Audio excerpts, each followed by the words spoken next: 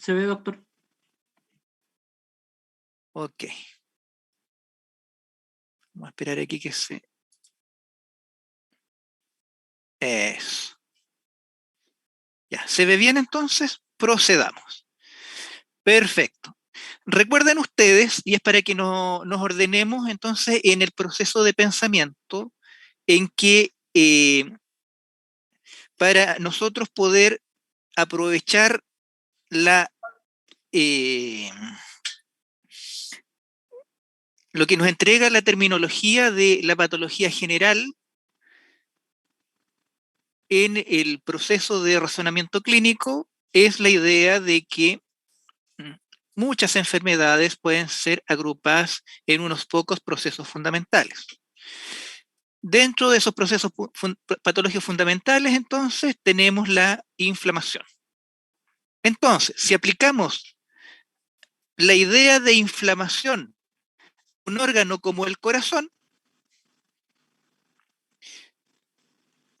¿cómo se les ocurre a ustedes que le podríamos llamar a la inflamación del corazón? Miocarditis. Ya, pero miocarditis, ¿a qué se estará refiriendo específicamente? Inflamación del músculo cardíaco. Ya, ¿cómo se llama esa capa? Miocardio. Miocardio. Entonces, al inflamarse el miocardio le llamamos miocarditis, pero el corazón tiene más capas. Doctor, ¿no sería carditis? En un término, el término más amplio efectivamente sería carditis. Muy bien. Luego de este término amplio, aquí uno de sus compañeros ya nos nombró un criterio para sistematizar. Ahora, ¿se fijan? Corazón, inflamación y ahora distintos compartimientos del corazón. El doctor ya nos nombró el miocardio. ¿Qué otras capas tiene el corazón? ¿El endocardio? El endocardio. ¿Y la inflamación del endocardio cómo se va a llamar? ¿Endocarditis? Fantástico, ¿ves? ¿Y qué capa nos faltaría? El pericardio. El pericardio. El pericardio. ¿Y si inflama el pericardio, cómo se va a llamar eso? Pericarditis. Pericarditis. ¿Se fijan entonces? Dentro de las inflamaciones cardíacas podemos utilizar como criterio ordenador las capas histológicas de la pared cardíaca, pericardio, endocardio, miocardio, y cada una de estas capas, dependiendo de la enfermedad que estemos conversando, pudiera estar comprometida. Entonces podemos tener pericarditis de distinta etiología y patogenia, podemos tener miocarditis de distinta etiología y patogenia, podemos tener endocarditis de distinta etiología y patogenia.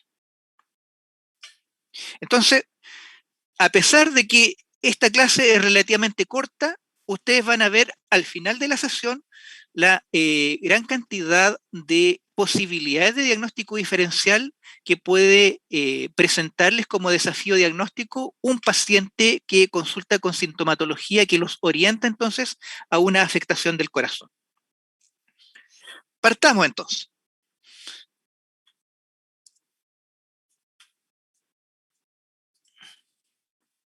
Pericarditis.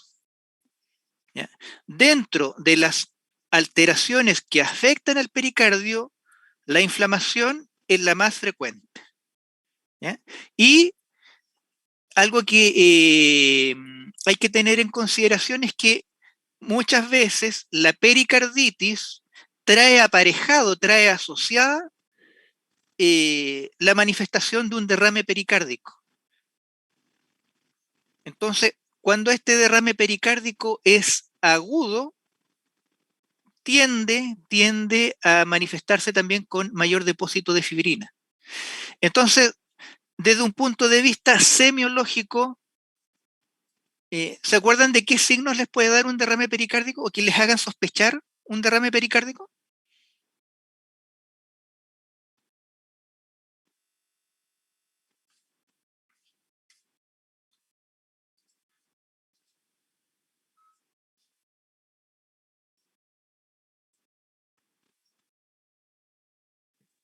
Estaba Sí, la posición genupectoral o maometana. ya, la posición, eso es por el dolor, ¿cierto? Sí. Para atenuar el dolor. Eso, ya. ¿Qué otra cosa? La triada de Beck. ¿Cuál es la triada de Beck? Ay, doctor, no me pregunten. Ah, mentira. Es el dolor, la ausencia de ruidos cardíacos y el último punto no me acuerdo. Perdón, doctor. No, sí, tranquilo, sí. Lo que yo, cuando yo les hago preguntas clínicas, no son para mí, son para ustedes, para que cuando hagan sus rotaciones no los pillen mal parados. ¿Ah? Les insisto, ustedes van a ir con su fonendoscopio, entonces, ¿cómo voy a ir con el fonendoscopio si no recuerdo qué signos debo sospechar o buscar? Así que es el recordatorio de que junto con estudiar mis clases, vayan repasando semiología para que lleguen en mejores condiciones a enfrentar su parte práctica en el hospital. ¿Ya? Así que tranquilos, si son preguntas así, digámoslo, formativas. ¿Ya? Entonces, veamos algunas causas. Algunas causas. Entonces, fíjense, una diapositiva. La afectación de una capa del corazón, y aquí ya tenemos 2, 4, 6, 7 posibilidades de enfermedades que se manifiesten con inflamación del pericardio. Por lejos, lo más frecuente que produce inflamación del pericardio es una pericarditis reactiva a un infarto de miocardio.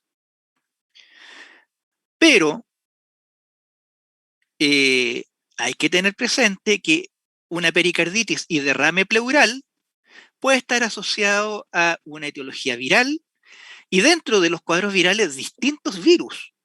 Y cada virus entonces va a tener una clínica particular. ¿Mm? Una pericarditis bacteriana, con la afectación entonces producida por distintos gérmenes bacterianos, cada cual entonces con una clínica particular. En el caso de una intervención cardíaca, en el que se incide el pericardio, entonces, secundariamente se va a generar también una pericarditis, en este caso de tipo reactivo-reparativa. Algo frecuente en pacientes con insuficiencia renal es un cuadro de pericarditis fibrinosa. Entonces, fíjense, un paciente tiene una alteración de insuficiencia renal, ¿ah? Y ustedes pudieran encontrárselo en una urgencia descompensado y la causa de la descompensación es un cuadro entonces de derrame pericárdico. Una pericarditis secundaria a algún proceso maligno en el área torácica, en el área mediastínica, y pericarditis que si bien están asociados a una respuesta inflamatoria, la respuesta es inflamatoria y ahí caemos en el grupo entonces de pericarditis de patogenia inmune. Entonces, ojo con el derrame pericárdico. Una cosa es detectarlo, pero el gran desafío es pensar cuál de las posibles causas en su paciente particular es la que está generando ese cuadro.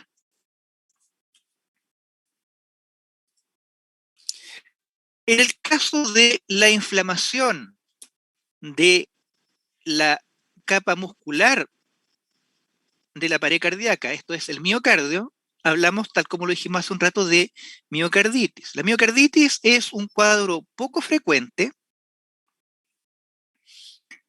en que pudiéramos tener respuesta inflamatoria por daño directo, ya sea por virus de distinto tipo.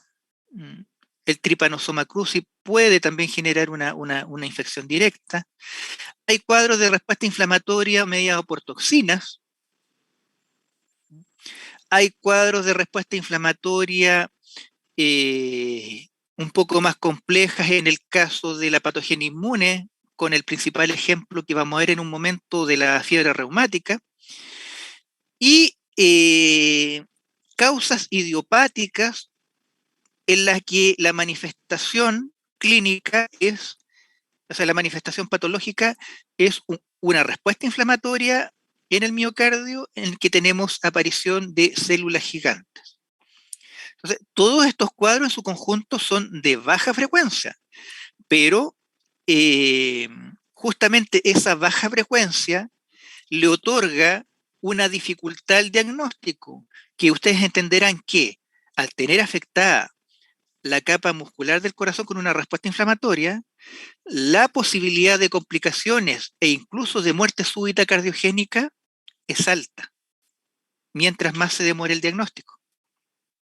Entonces, por ejemplo, la miocarditis de células gigantes es muy, pero muy, y recalco el muy, lo subrayo, muy poco frecuente, pero yo les diría en los últimos 3 años, en el médico legal, dentro de la autopsia, que me llegan desde el sur de Chile, estudio de muerte súbita cardiogénica, tanto en niños como en adultos, he tenido, yo diría, unos 5 casos ya de miocarditis de células gigantes. Y que un par de esos casos están discutiéndose a nivel de tribunales porque las familias demandaron a las instituciones donde llegaron al servicio de urgencia por el fallecimiento, porque estiman de que no hubo una adecuada atención, y al encontrarse con el diagnóstico es un diagnóstico totalmente sorpresivo, de muy mal pronóstico, y eso entonces contribuye a la defensa del equipo de salud, en el sentido de que son cuadros, cuando uno le explica al tribunal, yo le insisto, son cuadros de muy baja frecuencia, y por lo mismo la posibilidad de sobrevida, incluso si se llega a sospechar el diagnóstico, es muy baja.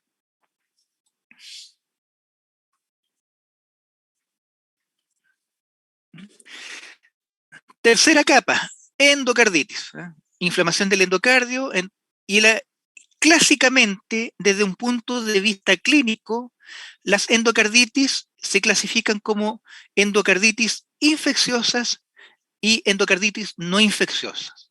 Entonces, les pido por favor que tomen nota de esto, porque cuando los interrogan o eventualmente se les pide que hagan una presentación o en un examen, se les plantea como tema de desarrollo en una interrogación oral en medicina, el tema de endocarditis, muchos consideran en su respuesta solamente la infecciosa. Entonces, hay que hablar y hay que saber de la endocarditis infecciosa, sí, pero hay que recordar que existe dentro del diagnóstico diferencial un grupo importante de enfermedades dentro de la categoría de endocarditis no infecciosas. Entonces, habiendo dicho esto, cuando hablamos de endocarditis infecciosa, estamos haciendo referencia a un cuadro grave en el cual tenemos colonización e invasión de bacterias que entonces alteran la estructura de las válvulas cardíacas y eventualmente el endocardio de la pared cardíaca. La gran mayoría de estos cuadros de endocarditis infecciosa se explican por bacterias. Por otra parte, en pacientes, particularmente pacientes inmunodeprimidos, tiene mayor relevancia la endocarditis secundaria a infección fúngica. Entonces, ¿qué es lo que sucede con esta colonización e invasión de bacterias en las válvulas cardíacas? Se producen vegetaciones, se forman vegetaciones, los velos se destruyen y deforman si es que el paciente sobrevive con un cuadro subagudo, y eventualmente esta destrucción y deformación no solo compromete a la valva cardíaca propiamente tal, sino que también puede afectar a las cuerdas tendíneas. Entonces, en globo, es un cuadro de alta morbimortalidad, particularmente en el subtipo de endocarditis infecciosa que se llama endocarditis infecciosa aguda. Entonces, como esquema general, aquí tenemos una valva, tenemos las cuerdas tendíneas, tenemos el músculo papilar, y entonces se colonizan este tejido colonias bacterianas con esta respuesta inflamatoria secundaria a esa infección, entonces alterando la morfología de la valva, comprometiendo eventualmente las cuerdas tendíneas y acarreando distintas complicaciones dependiendo del curso que tenga esta infección en un paciente individual.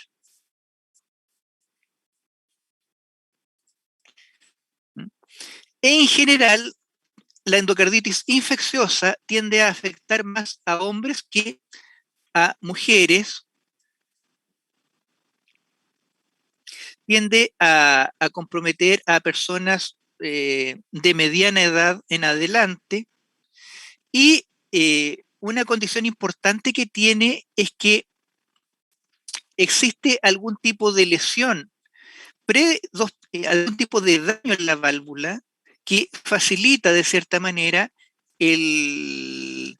la colonización bacteriana en determinados pacientes. A eso se refiere, hay algún daño previo, alguna lesión predisponente que facilita esa infección. En un 30% de los casos, la endocarditis es de patogenia reumática. Entonces, por favor, anoten desde ya, porque esto siempre les causa problemas, no deben confundir la artritis reumatoide con la enfermedad reumática que afecta al corazón. Son dos cuadros distintos. ¿Ya? Entonces, lo repito, por favor, no confundan la artritis reumatoide, que es un cuadro entonces que afecta articulaciones y otros sistemas orgánicos de patogenia autoinmune, de la enfermedad reumática cardíaca, que actualmente es un cuadro de baja frecuencia, no como lo era hasta hace unos 25 años, pero que hay que tener presente en los diagnósticos diferenciales, particularmente en la actualidad en los pacientes que pudieran consultar por sintomatología cardiovascular procedentes del extranjero, particularmente de países con sistemas de salud deficitarios comparados con el sistema de salud chileno. ¿Ya? La afectación de la mitral en las endocarditis es relativamente frecuente, y eso puede traducirse incluso sintomáticamente en un prolapso de la válvula, incluso en un tercio de los casos. Puede afectar también no solo la válvula natural, sino que en pacientes que han requerido de recambio valvular puede generarse una endocarditis asociada a la válvula protésica. Y en la última línea pueden ver la frecuencia relativa de alteración inflamatoria de las válvulas. Y como pueden ver, en los casos de endocarditis, la más frecuente es la mitral, seguida por la aórtica. Entonces, como conclusión, ustedes pueden sacar de que es más frecuente la alteración de válvulas al lado izquierdo del corazón, seguido después entonces de la tricúspide y finalmente la arteria pulmonar.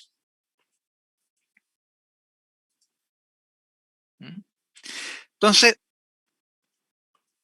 tenemos la llegada de un agente bacteriano al endocardio, a una válvula previamente sana o con alteración. Entonces, considerando criterios de evolución clínica, la bacteria específica y el antecedente de daño valvular, se configuran dos categorías clínico-patológicas que son relevantes y que ustedes van a encontrar en distintos textos. La endocarditis aguda, aquí agréguenle entonces el apellido, entonces endocarditis infecciosa aguda, endocarditis infecciosa subaguda. Entonces, en los cuadros de endocarditis infecciosa aguda,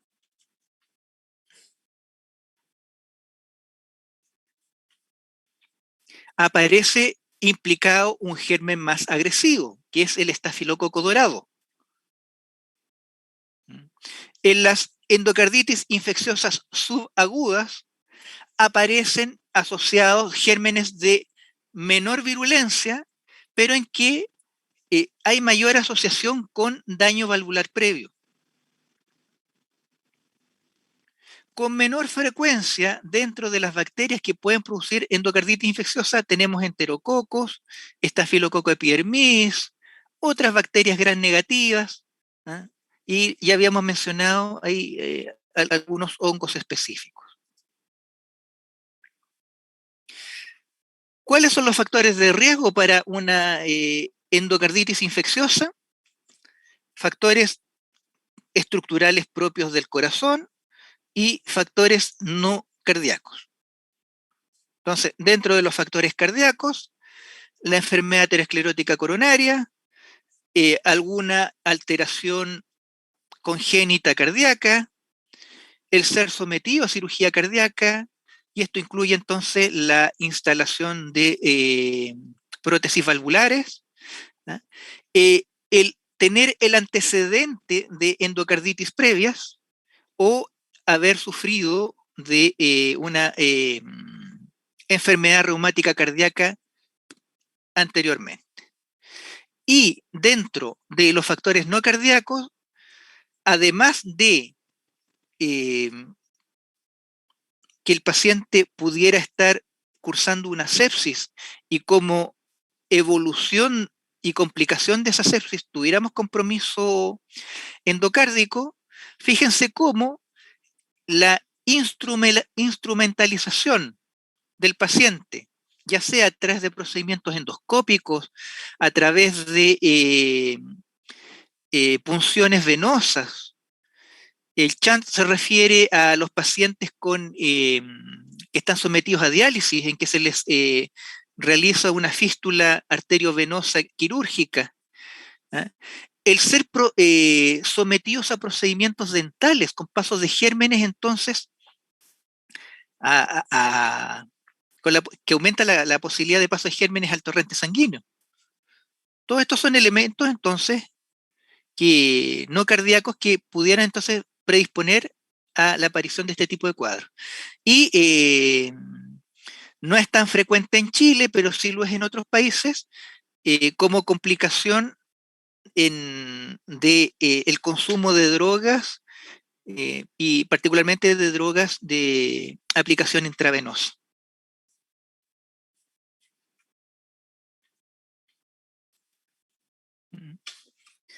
Desde el punto de vista clínico, esto lo van a ver seguramente en medicina interna con mayor detalle y seguramente de manera más completa. Criterios diagnósticos, entonces, para establecer el diagnóstico de endocarditis infecciosa. Entonces, la realización de hemocultivos,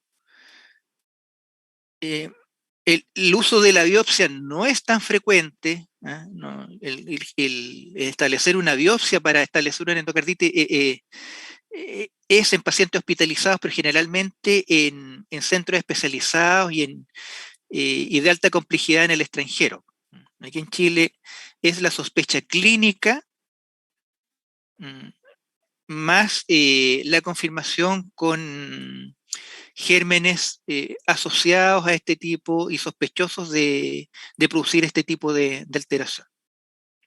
Entonces, desde el punto de vista clínico, hay criterios mayores y menores, hemocultivo positivo, ¿ah?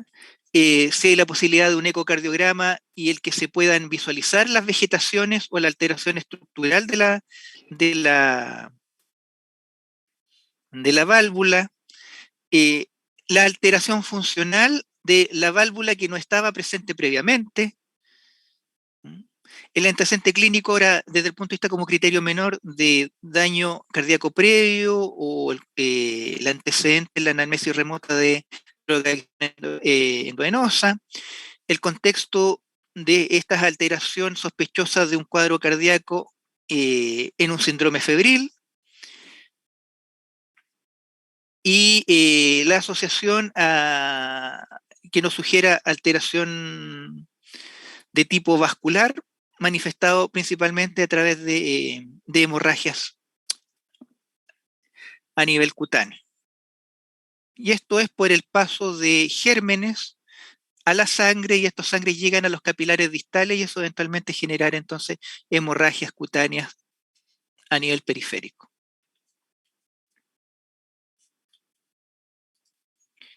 ¿Ya? Entonces, cuando hablamos de endocarditis infecciosa aguda es de instalación muy súbita, rápida, puede afectar válvulas previamente sanas. Dijimos que aquí se explica por la acción de gérmenes altamente agresivos como el estafilococo dorado, con una alta mortalidad porque es tan agresiva esta infección que destruye la válvula, y eso entonces determina una insuficiencia cardíaca de instalación brusca y difícil de compensar. Entonces, hay destrucción de la válvula, generación entonces de grandes vegetaciones, y se generan focos supurados que secundariamente entonces pueden determinar migración a otros sistemas orgánicos a través de la circulación.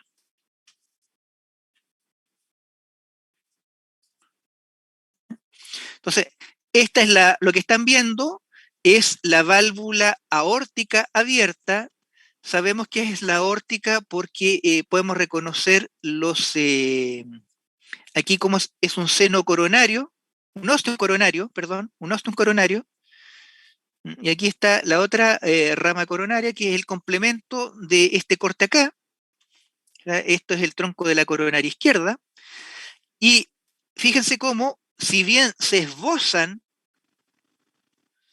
esbozan los tres velos de la aorta, están deformados por la presencia de estas grandes vegetaciones que incluso comprometen en parte el endotelio de la aorta asociada aquí en la raíz valvular. Entonces hay necrosis, destrucción de la válvula, y todo esto corresponde a respuesta inflamatoria con tejido granulatorio, detritus celular y gran cantidad de colonias bacterianas entonces por estafilococo dorado. Acá, fíjense entonces, casi no se reconoce valva. Todo esto entonces son vegetaciones constituidas por este tejido granulatorio reparativo, con necrosis, con hemorragia, con detritus celulares y gran cantidad entonces de colonias bacterianas. Aquí no nos ayuda mucho el aumento, pero lo que quería mostrar esta imagen era una inflamación supurada. Hay gran cantidad de polimorfonucleares asociados a necrosis. Por tratarse de un aumento mayor no tenemos mucho más detalle. Ahora, en el caso de las endocarditis infecciosas subagudas, por tratarse de gérmenes de menor virulencia, generalmente está como predisponente el que la válvula tiene un daño previo.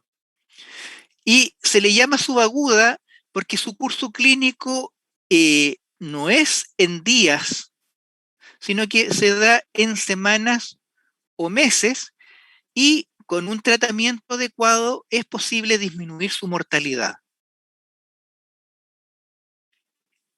Ahora, si no es sospechada y no tratada, eventualmente entonces ese daño puede progresar y también pudiera matar eventualmente al paciente. Entonces, se producen vegetaciones, pero que son más pequeñas y si bien deforman la válvula, no tienen el grado de destrucción que tiene la endocarditis infecciosa aguda. Entonces, aquí de nuevo tenemos el lado izquierdo, pero ahora en este caso lo que estamos viendo es la aurícula abierta, y aquí tenemos entonces la válvula mitral, en la que sus dos velos entonces presentan vegetaciones de un aspecto más poliposo. Entonces, tanto en el borde como en la cara superior de la válvula mitral.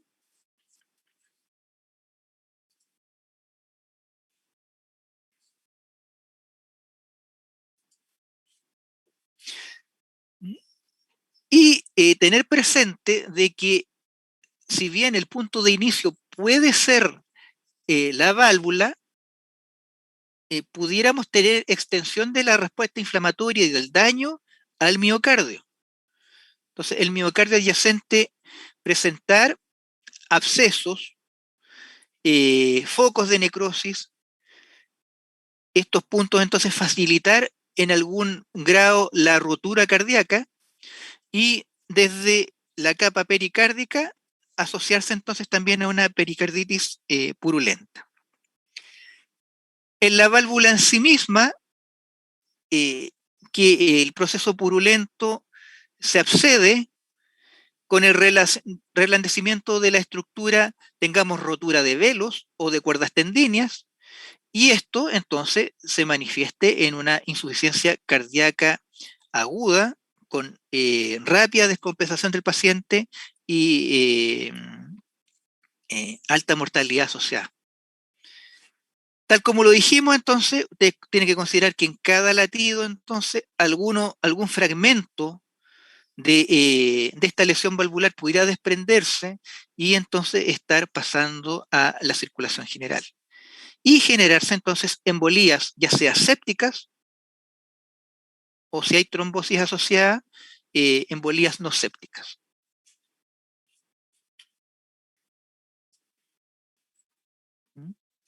Aquí, por ejemplo, lo que estamos viendo es daño valvular con extensión al miocardio y rotura. Aquí a nivel subvalvular.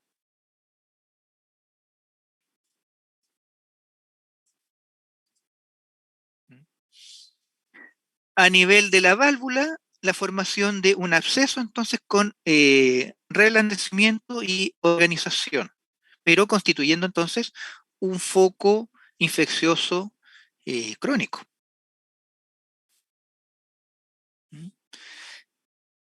Aquí ulceración y compromiso del miocardio con rotura miocárdica.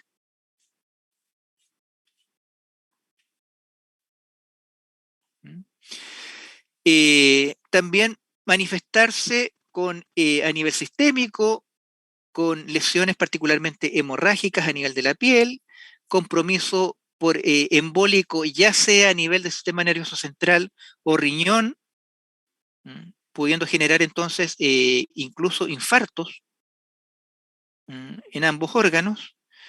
Y en el caso de cuadros sépticos, entonces, complicar al paciente en un shock séptico, entonces, y complicar su sobrevida. Ahora, tal como les decía hace un rato, recuerden, existen endocarditis infecciosas y no infecciosas. Dentro de las endocarditis infecciosas, entonces, hablamos de, desde el punto de vista clínico-patológica, de la endocarditis infecciosa aguda y de la endocarditis infecciosa subaguda. Ahora, dentro de las no infecciosas, aparecen o podemos considerar por su patogenia inmunológica la endocarditis asociada a enfermedad reumática, la endocarditis asociada al lupus eritematoso sistémico y la denominada endocarditis marántica o tromboendocarditis no bacteriana. Entonces, estos distintos cuadros, desde la perspectiva del daño valvular y de la forma de las vegetaciones, macroscópicamente presentan ciertas características que nos pudieran orientar al diagnóstico diferencial. Entonces, la endocarditis infecciosa compromete tanto la valva como cuerdas tendíneas. En el caso, y puede, destruye, las vegetaciones son confluentes. En el caso de la primera que aparece, lo que nos está graficando, el primer caso acá, es la endocarditis asociada a enfermedad reumática, en que las vegetaciones son pequeñas y principalmente hacia el borde de la valva. En el caso de la tromboendocarditis no bacteriana o endocarditis marántica, se trata de lesiones de aspecto trombótico que se depositan sobre la superficie valvular de mayor tamaño que la reumática y que son fáciles de desprender. Muchas de estas lesiones son principalmente tipo premortem. Y en el caso de las vegetaciones asociadas al lupus eritematoso sistémico, que es la cuarta figura que estamos viendo en esta proyección, una característica que tienen es que comprometen ambas caras del velo, tanto la cara que enfrenta la circulación sanguínea como la contraria.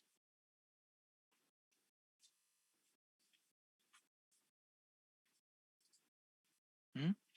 Un comentario aparte, yo le decía hace un rato, no tanto por su frecuencia actual, porque con la posibilidad de acceso a antibióticos, este es un cuadro que ha disminuido mucho, pero créanme que en los tiempos en los que yo estudiaba, las salas de medicina interna habían salas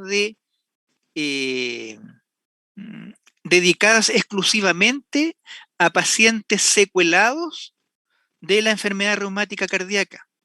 Las campañas de salud pública, las campañas de radio y televisión, informaban a los padres respecto a los signos que debían hacer sospechar enfermedad reumática para que los llevaran a los niños rápidamente al hospital para ser estudiados y eventualmente tratados. Entonces, médicos de la generación como la mía, estudiamos y vimos muchos de los signos semiológicos que ustedes están viendo solamente actualmente en libros.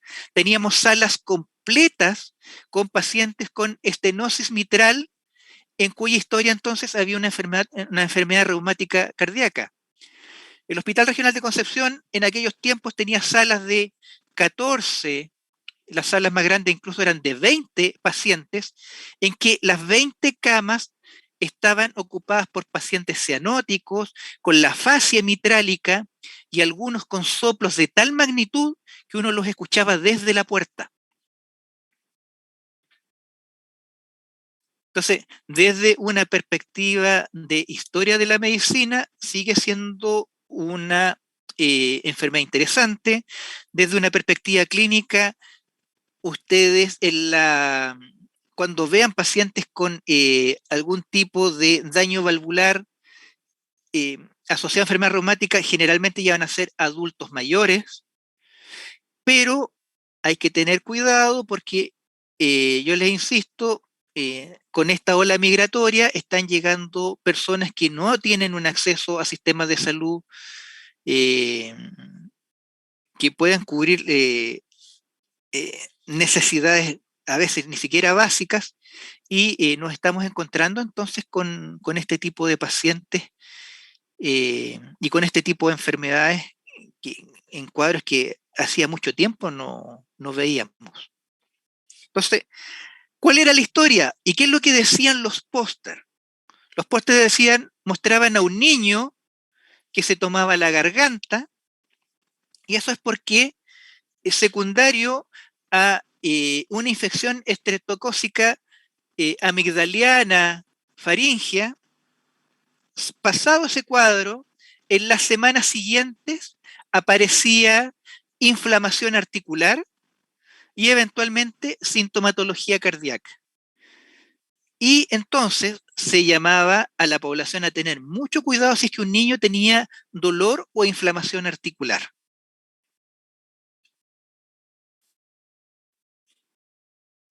Entonces,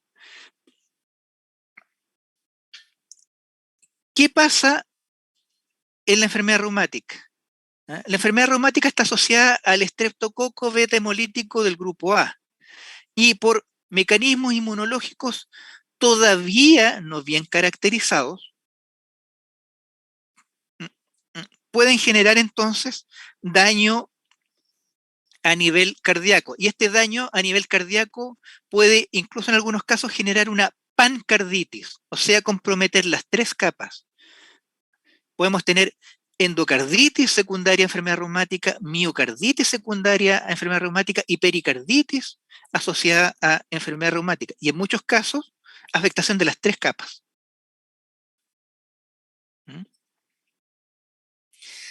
Y entonces, ser causa de daño valvular crónico.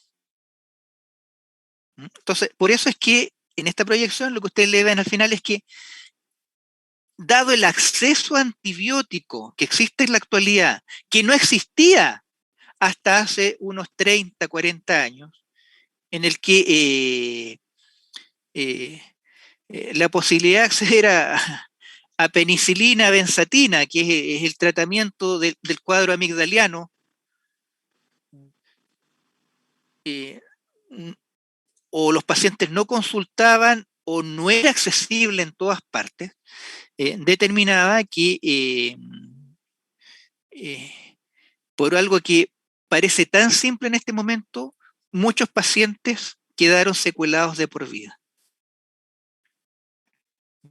Se trata de una reacción de hipersensibilidad, ahí se cruzan antígenos bacterianos y propios del organismo, hay una reacción cruzada. Está la asociación, pero en las lesiones no se demuestra la presencia del estreptococo, lo que reafirma entonces esta sospecha de reacción de hipersensibilidad. El periodo de latencia entre la infección originaria y la aparición de los síntomas podía llegar hasta las 5 semanas, ¿eh? Pero existiría entonces cierto grupo de pacientes con infección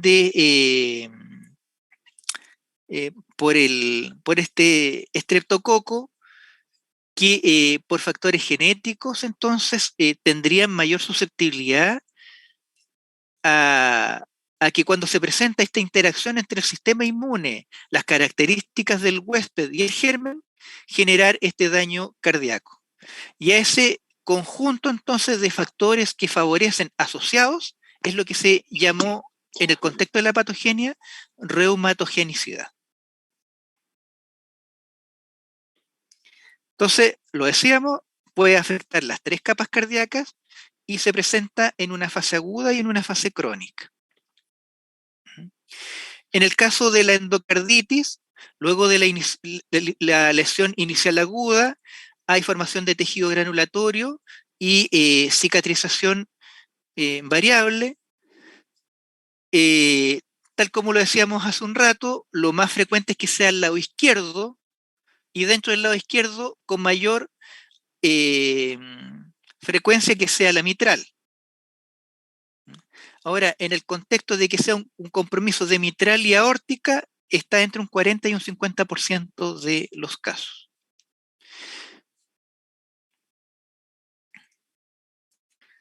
Entonces, veamos aquí, por ejemplo. Aquí esto no es un cuadro agudo, esto es un cuadro crónico en el que hay vestigios de vegetaciones, pero en que el borde valvular está deformado y retraído, y en el cual, si evaluamos, por ejemplo, este miocardio, se observa lo que es una lesión bien característica, que es el granuloma reumático.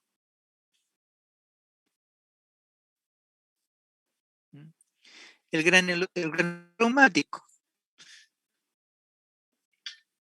De hecho, en el granuloma reumático se describen unas lesiones que son bien, unas células gigantes que son bien características. Unas son las células de Anichkov y otras son las células de Achoff. Aquí podemos ver una mitral entonces con daño crónico, con cicatrización y fusión de los velos, determinando una estenosis mitral. Aquí en la cara superficial de la válvula, la flecha muestra pequeñas estructuras capilares que no deberían estar acá y que traducen entonces la formación de tejido granulatorio. Entonces, en la actualidad, probablemente ustedes cuando vean este tipo de pacientes en los próximos años, generalmente lo más frecuente es que el paciente sea un candidato a recambio valvular y va a ser en ese contexto en el cual ustedes van a tener acceso a un paciente con historia de enfermedad reumática. Aquí tenemos compromiso a nivel del miocardio, entonces formando el nódulo de Achoff, el granuloma, entonces esta reacción granulomatosa característica de la enfermedad reumática. ¿Bien? ¿Qué factores condicionan la evolución de esta inflamación crónica? Su duración, su intensidad, la intensidad del proceso reparativo y cómo cicatriza en la válvula específica, el grado de deformación que se genera y en esta válvula enferma si se va agregando entonces otros factores que contribuyen a su deformación. Por ejemplo, que a este tejido enfermo se le agregue junto con la deformación, tejido granulatorio, fibrosis, se le agregue, por ejemplo, calcificación distrófica. Entonces, la fase crónica, con esta organización, con estos cambios reparativos, se facilita el que las comisuras de los bordes se fusionen, que los velos se vean engrosados, que haya alteración a nivel de las cuerdas tendíneas con engrosamiento, acortamiento, fusión, todos elementos entonces que contribuyen a la malfunción de la válvula afectada.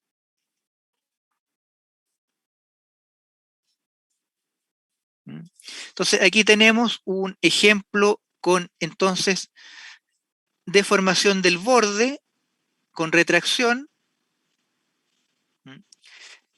A nivel de la cara valvular entonces esta vascularización que nos habla entonces de formación de tejido granulatorio, acortamiento de las cuerdas tendíneas, confusión de algunas de ellas,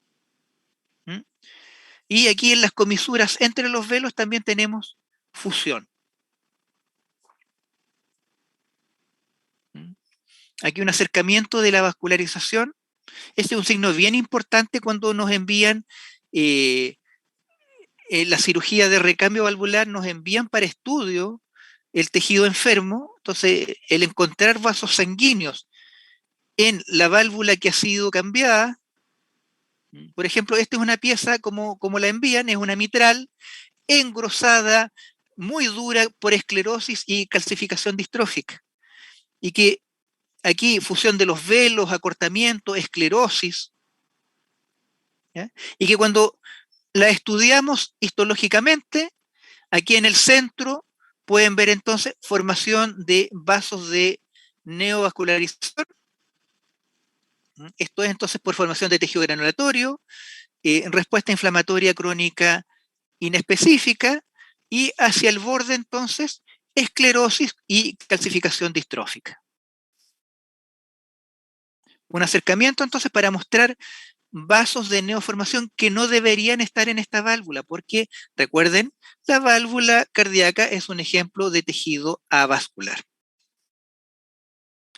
Complicaciones de la enfermedad reumática, que exista recurrencia, que facilite la aparición de una endocarditis bacteriana, que por la deformidad de la válvula entonces se facilite la trombosis mural y que esta trombosis mural genere embolías a distancia, asociación con algún tipo de arritmias y producto entonces de la malfunción valvular y eventualmente del daño miocárdico asociado de insuficiencia cardíaca que entonces irá a manifestar dependiendo de la intensidad del daño valvular, de la velocidad de instalación y de la adaptación del organismo a esa malfunción valvular. Ok.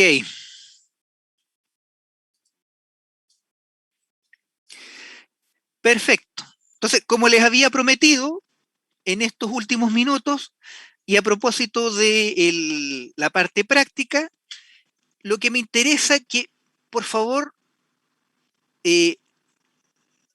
integren en sus dinámicas de trabajo es que para la generación de este primer tercio hay que trabajar desde lo más amplio a lo más específico. Repito, desde lo más amplio a lo más específico. Por favor, no tomen atajos. Por favor, no traten de pasarse de listos y estar tratando de llegar rápidamente a la pregunta sin dominar bien el tema previamente. Eso es peligroso.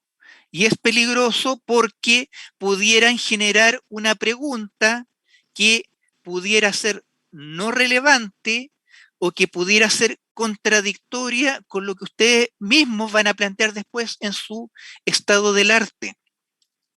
Luego, cada uno de los grupos, de aquí al que generen, antes de generar su pregunta, tienen que dominar bastante bien su enfermedad en los aspectos generales.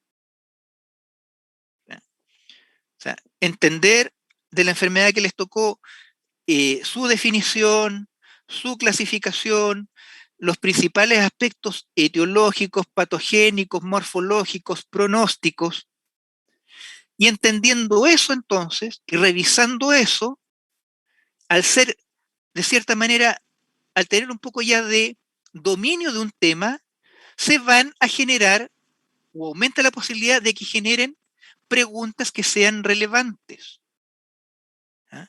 Corren el riesgo de, por ejemplo, les voy a poner un ejemplo para transmitirles el mensaje. Alguien pudiera encontrar con el Google rápidamente un artículo sobre alguna molécula novedosa y particular. Entonces, tal como ha pasado otros años, me dicen que no es así, pero uno se da cuenta que lo hacen de esa manera. ¿Ah? Seleccionan un paper y después hacen todo el maquillaje como que llegaron a la pregunta. Pero ya están condicionados, ya están sesgados, trabajan ese paper en particular y resulta que al momento de la presentación y al momento de confrontarlos con la relevancia de ese artículo, con lo que se sabe de un tema, el mismo grupo termina reconociendo de que en realidad la molécula y el paper no es ningún aporte. Y eso entenderán que en una presentación con público no se vería bien. Entonces, si vamos desde lo más amplio a lo más específico, tenemos una enfermedad X, entiendo bien sus aspectos etiológicos, entiendo bien sus aspectos patogénicos, entiendo bien sus aspectos morfológicos, con la morfología y la correlación clínico-patológica pudiera yo eventualmente asociarla a pronóstico. Entonces, ustedes ahí elegirán o se irán orientando. Por ejemplo, me gustaría hacer más hincapié en algún aspecto patogénico relevante, pero tienen que haber revisado lo que se sabe de la patogenia para decir, perfecto, esto es lo que se sabe hasta este momento, pero surgen ciertas dudas, o yo me planteo, o el grupo se plantea cierta pregunta que no está resuelta con la revisión que hemos hecho. Luego, ahí está el valor del trabajo, en el sentido de que lo que hacen las revisiones bibliográficas es cubrir brechas de conocimiento. Para eso son las investigaciones, para contestar preguntas sin respuesta o preguntas insuficientemente respondidas. Pero no fabricar una pregunta que se contesta sola, no generar una pregunta que se contesta con sí o no, no contestar, no generar una pregunta basada en un paper que eligieron, en que reescriben el paper para que se acomode a la pregunta, porque después en la interrogación, yo les insisto, no calza lo que ustedes ponen en su pequeño estado del arte con el tema que están exponiendo. Entonces uno les pregunta, pero la relevancia, el por qué seleccionaron el tema, por qué invirtieron tiempo en esto, cuando en realidad, por ejemplo, si es una molécula novedosa, el mismo paper puede decir que falta estudio y que en realidad no es suficiente para pronóstico. ¿No? Y que con lo que existe de pronóstico, el diagnóstico es bastante acertado, o eventualmente por dirigirse a esa molécula dejaron de ver otras moléculas que sí pudieran tener mayor relevancia. Entonces, vayan revisando el tema en orden y desde lo general a lo particular. Si siguen este orden, probablemente la pregunta se les va a hacer más fácil y no van a pasar chascos el día de la presentación.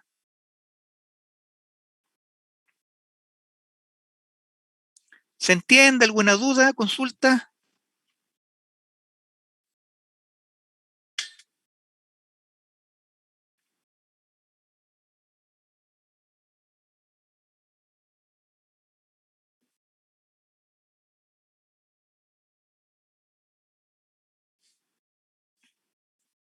Javiera.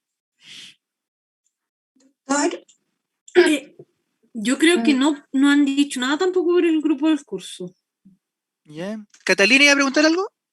sí, esto, ¿va a mandarnos alguna retroalimentación escrita o nos tenemos que guiar por lo que nos está diciendo ahora? Es que esto que acabo de hacer es una retroalimentación. Leí Ah, todo. ya, va a ser como general. Leí todo. Lo que pasa es que tienen que hacer el trabajo primero, Catalina. Tienen que dominar bien el tema. ¿Ya? Si la pregunta no van a ser así como, oh, tuvimos una idea genial. Dominen el tema, júntense, vayan haciendo el resumen desde ya para que después no pierdan tiempo tratando de armar el estado del arte. O sea, la idea es que de aquí a que se cumpla el primer tercio, si alguien los interrogara de su enfermedad, ustedes dominen los aspectos generales bien. Entonces, ahora que revisamos el tema y que lo entendemos bien, vamos a revisar algo bien específico.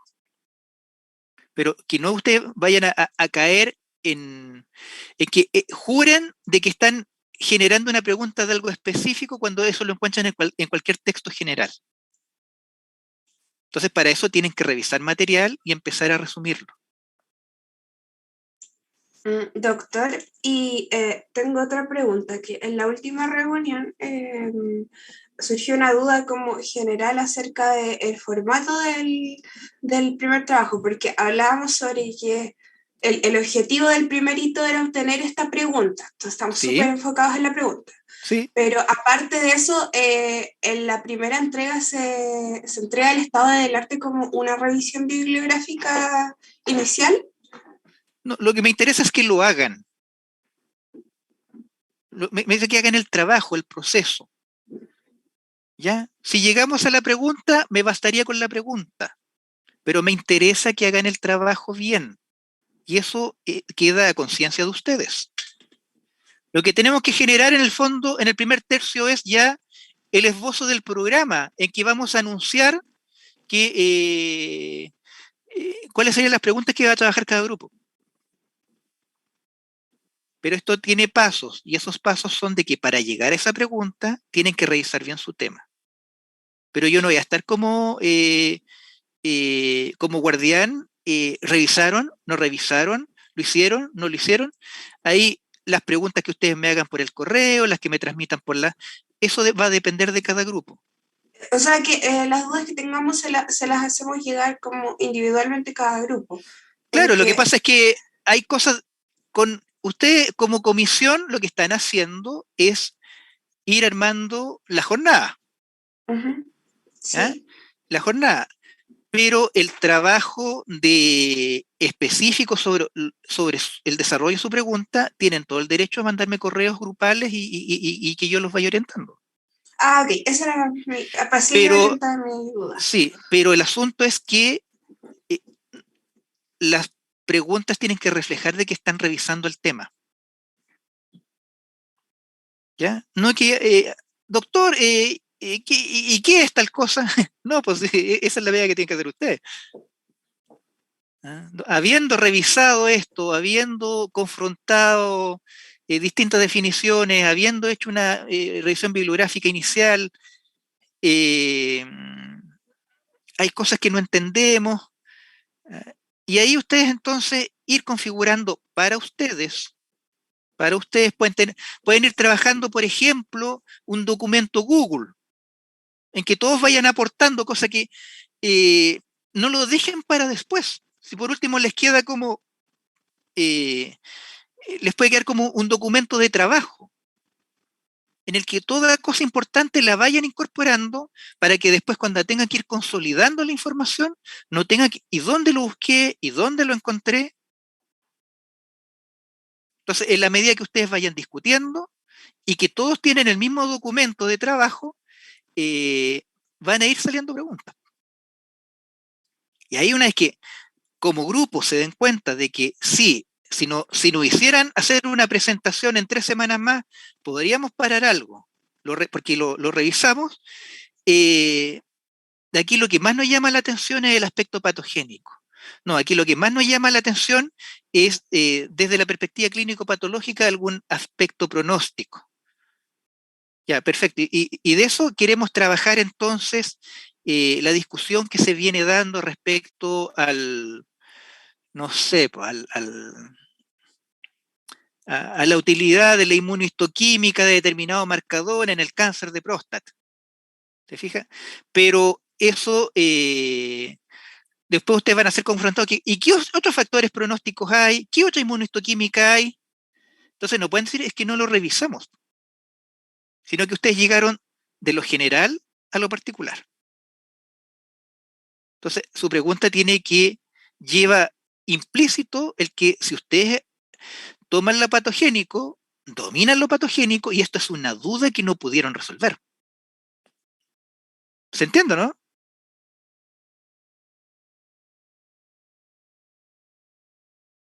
Sí, se entiende, doctor. ¿Ya? Pero tienen el recurso de, yo le hice esto a cada grupo, de hecho uno ya me mandó preguntas, yo se las voy a ir contestando. O si la pregunta es relevante para todo el grupo, al final de cada sesión les puedo ir haciendo un comentario. ¿Ya? Pero aquí los que tienen que imbuirse del tema es cada uno de los integrantes. Aquí sí que es peligroso que se repartan. ¿Ya? Entonces, quizás si un documento en la nube en el que cada cual va aportando, independientemente, haciendo como notas, pero que todos tengan acceso al mismo documento, es una instancia en el que pudieran ir consolidando de cierta manera etiología, patogenia, morfología, y en la medida que ese documento va avanzando, ir discutiendo cosas. Porque van a recopilar información y cuando para el trabajo final hagan el estado del arte, todo este va a ser trabajo avanzado. Porque el segundo tercio es específico para la pregunta. Y yo les aseguro que en la última parte del semestre no van a tener mucho tiempo. Entonces, estos días, estas semanas son bien valiosos para que puedan avanzar. ¿Ya? ¿Estamos?